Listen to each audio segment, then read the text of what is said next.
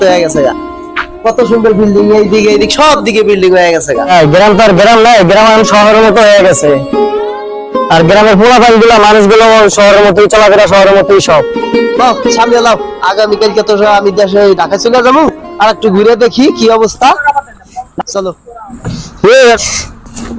কি বানাস? গাঞ্জা।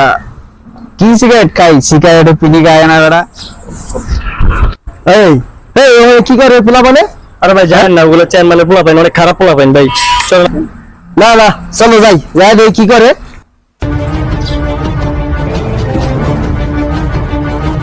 এই তুমি এনে কি করো? এই মেয়ে সিগারেট খাইতেছি, দেখেন না আপনার? এই তোমার সিগারেট খাওয়ার বয়স হয়েছে?